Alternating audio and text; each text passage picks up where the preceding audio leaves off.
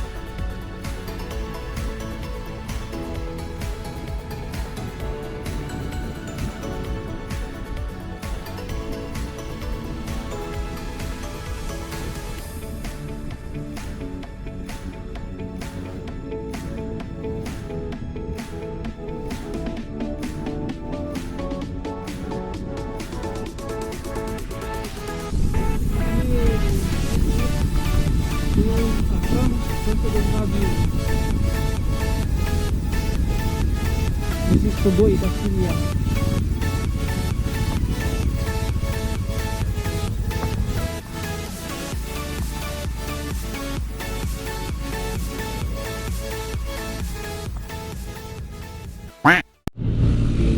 Hello. So yun nga, nandito na kami sa Sugoy, boundary yan ng Legazpi. And then this is Sorsogon Road. So yun nga, anting stopover muna.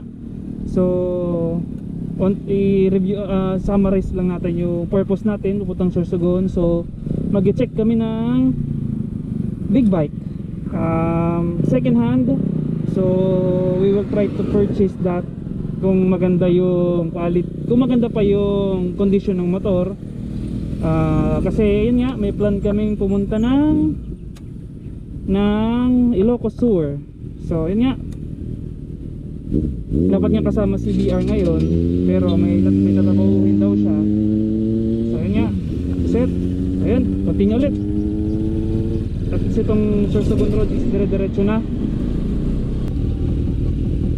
So yun nga, shoutout kay Seth sa pagsama sa atin dito sa ating venture So siya talaga is madalas ko nang nakakasama pag may mga rides.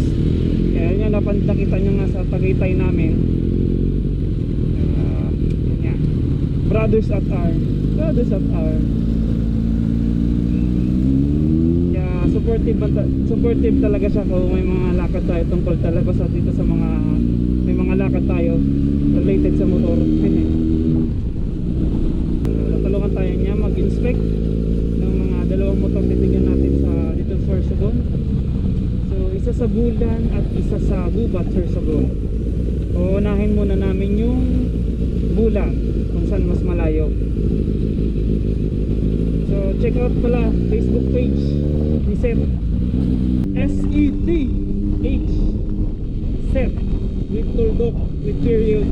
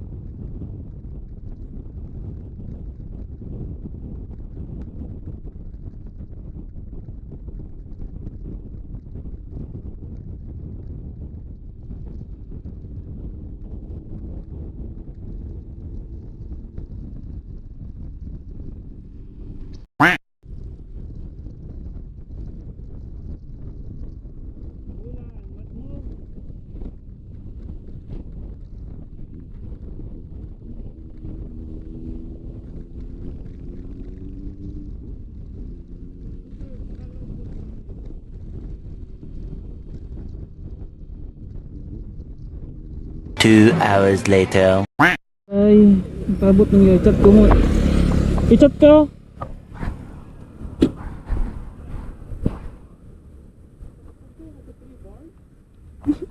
Puta, nirat-rat tayo 130 kilometers in straight. Pero 23 ang average niya. Iso? 22 kilometers per liter. Baka nakapausa na kitang ayaw. Puta, sabi ko puta, diniretso. Nakapundo ayaw. Puta, 100 kilometers ni ano lang. Puta, ano ko, sanay na kita mag long road, pero ngunyan 100 kilometers. So yun nga guys, nandito na kami sa Bulan. So hindi naman sentrong Bulan ata yung pupuntahan namin. Pupunta na namin siya para ma-check na rin yan. Si Sir Maripao ata yung last name niya. So ito nga, diniretso na 100 kilometers 100 kilometers straight. Hindi na nagpahinga sa mga 7-Eleven.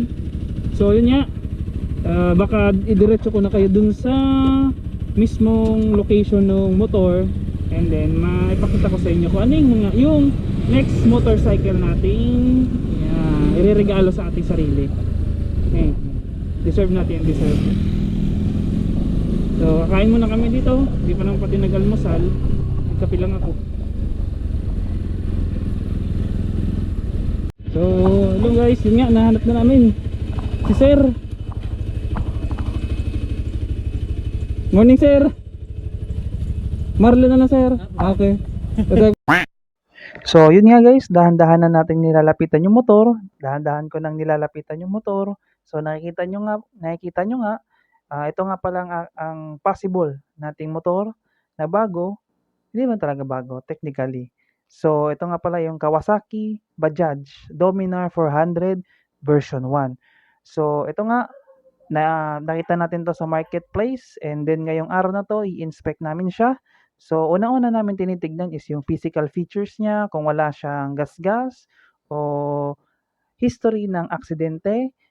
Tinitignan din namin yung mga basic features niya, yung quality ng ano pa, kung maganda pa yung kondisyon ng motor.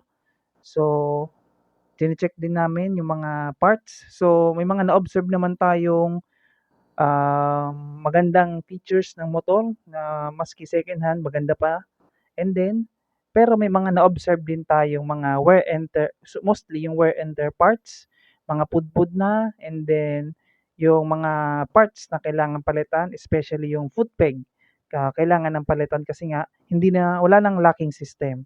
So yun nga ang rason kung bakit Kawasaki Dominar 400 version 1 yung possible kong bilhin, kasi nga compatible sa mga parts and wear and tear parts din ni Rouser NS 200, especially sa brake pads, sa clutch cable. Halos mostly parts ng Kawasaki NS 200 ay compatible sa Kawasaki Bajaj Dominar 400 B1. So bakit hindi V2 or UG yung hinanap ko? Syempre, iba na kasi yun. Medyo advanced na yung mga kailangan bilhin na parts doon. Pero, to make it simple lang naman and to make it wise din para sa akin, ito yung pinili ko.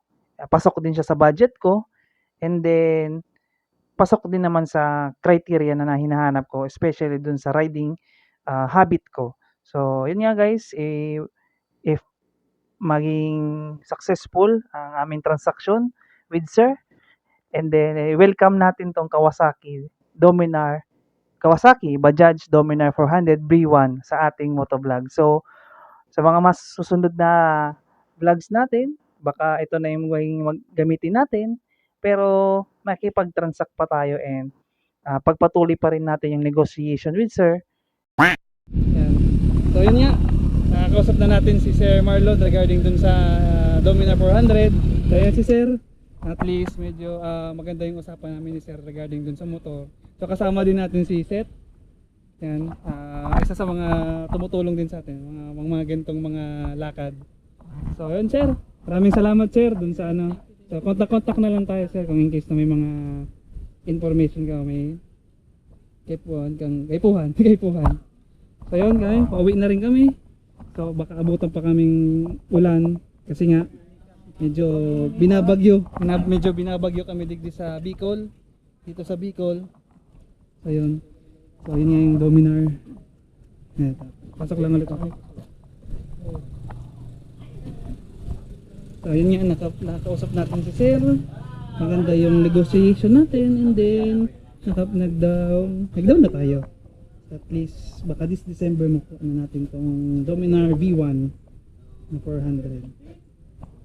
At least big bike ko tayo. Tara. Sir, thank you very much po, sir. Salamat.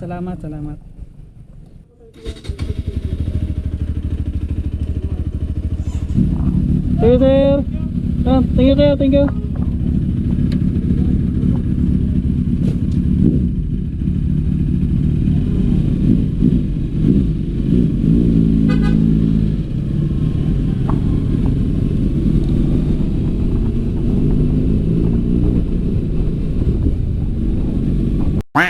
Negative na ito eh. Yung kira kayang full tank kayo eh. Full tank mo? Dahil 500 daw. Puto nga ito. Sige daw. Manila. Gata? Ang uli na gata na. Full tank na. Full tank kayo ni nasa 900. Yes, sir.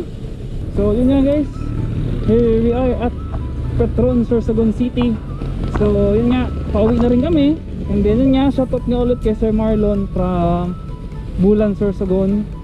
So nakausap naman natin siya, and at least si Sir accommodating kausap, and then si Sir, okay si Sir kausap pag regarding dun sa natin nung pag-inspect natin ng motor niya, and then sa magandang usapan na pa-reserve natin yung motor niya, na pa-reserve natin yung Dominar 400. So possibly baka makuha na natin yan pag medyo nabigyan tayo ng blessing.